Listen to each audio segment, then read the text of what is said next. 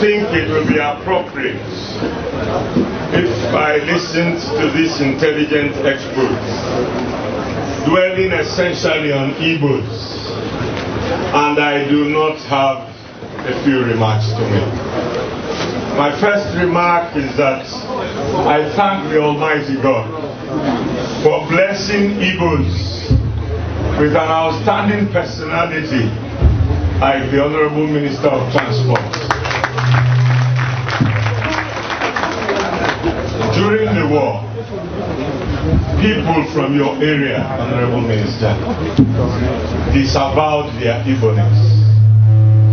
People who were one or they began to answer one or they.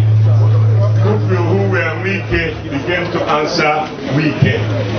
People who were Umokoro began to answer Rumokoro. But their metis didn't change. I guess it wasn't changing. In the statute books of River State, there is still a law on abandoned property. By the kind grace of God, people of Igbo extraction in River State have continued to be governor of River State from the time of Governor Odili till today.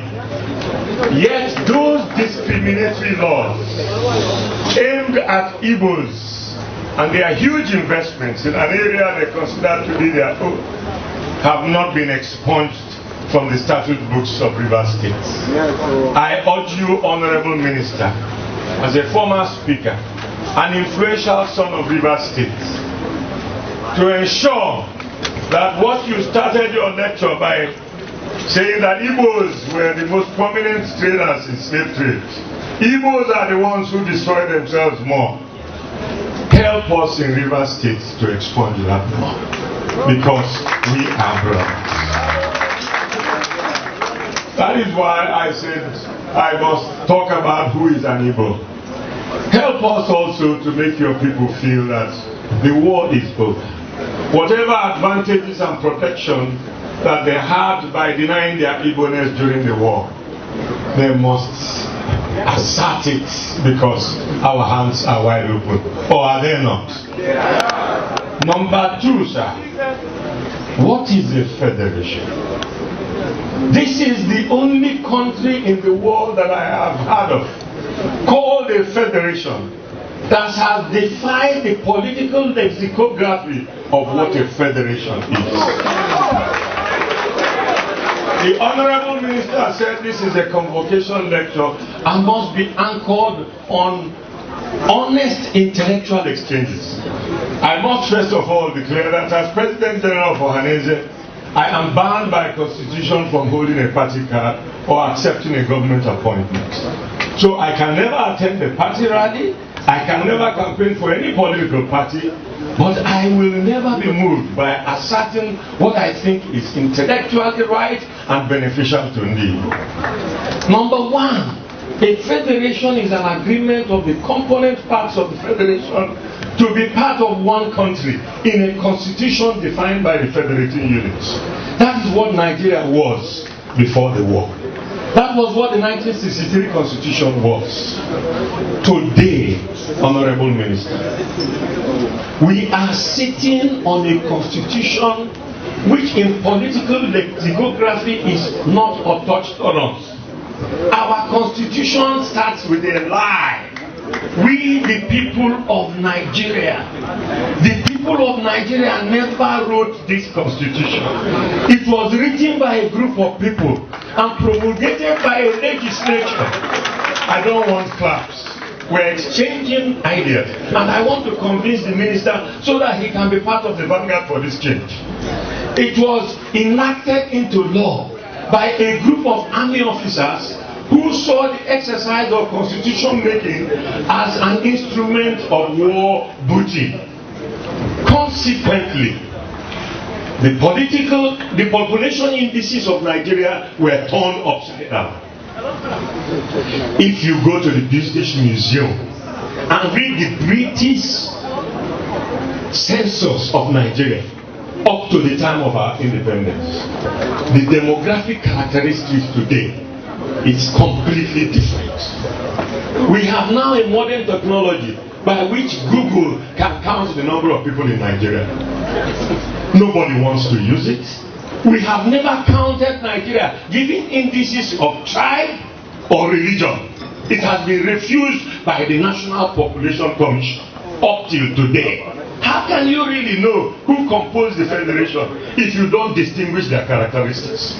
When we were given a quick notice in northern Nigeria, I took pains to enumerate Igbos in northern Nigeria through their families, their children, their trade apprentices, their drivers, their houseboys, allowed to come home to vote because certain provincial and state legislations deny them the benefits of governance unless they produce their voters registration.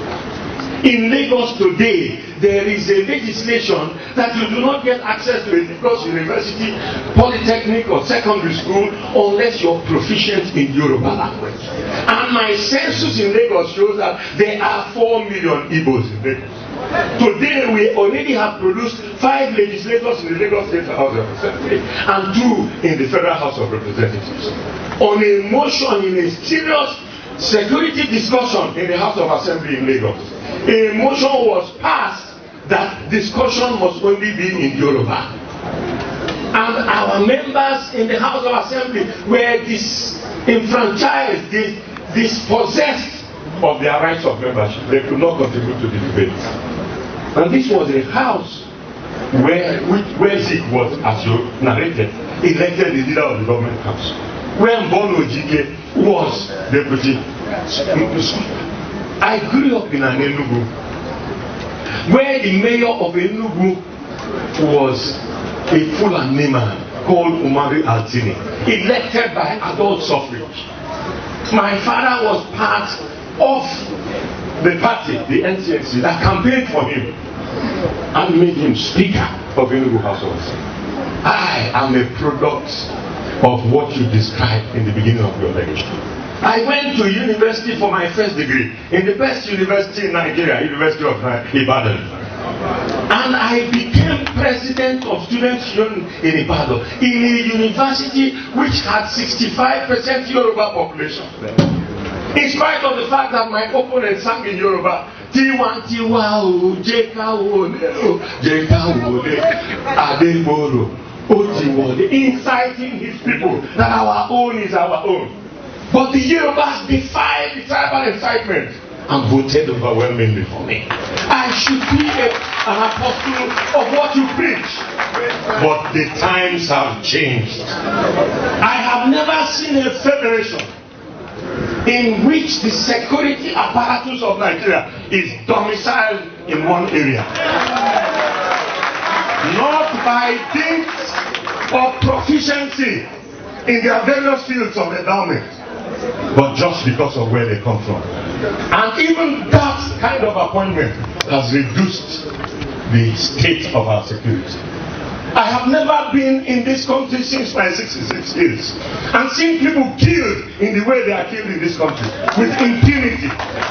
Honorable Minister, this does not admit of politics. Our country is in a state of war without anybody declaring war. Not one person from Boko Haram has been imprisoned in Nigeria.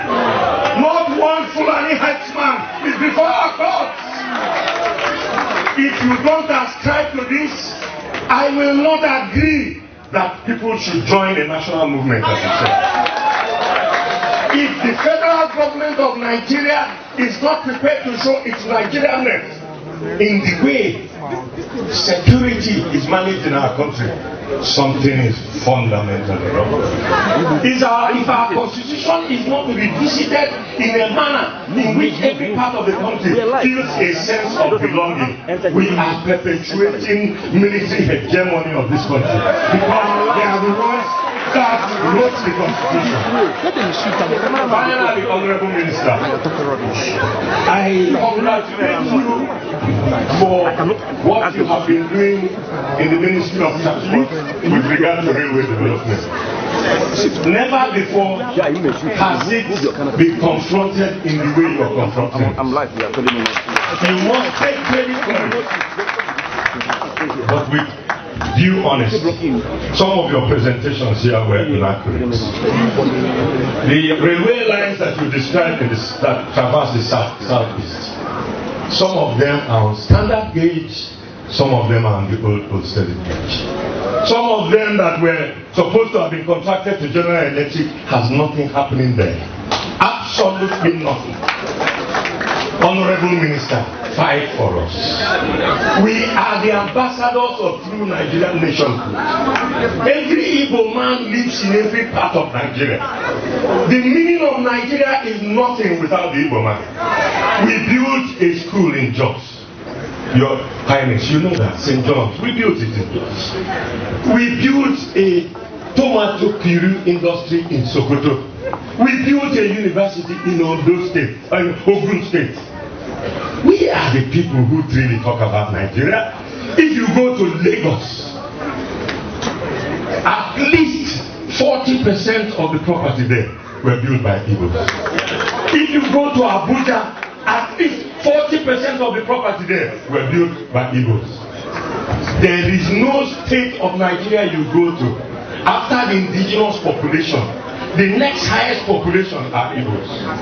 So, whether we voted left or right, our behavioral pattern, our investment pattern has shown that we have confidence in Nigeria. Nobody will build where he doesn't feel belongs to him. So I please beg you that this interaction, I am extremely proud that a man like you of Igbo extraction at 34 became a legislator. Two-time legislator and speaker 2 times. And uncowed by the vicissitudes of Nigerian politics, you stood on very firm grounds and sprung up to the height that you are today. I wish one day you can become the Igbo president. Honorable Minister, don't be shy of speaking up for us, because we are more Nigerian than those who pretend to be Nigerian. Thank you. Thank you very much.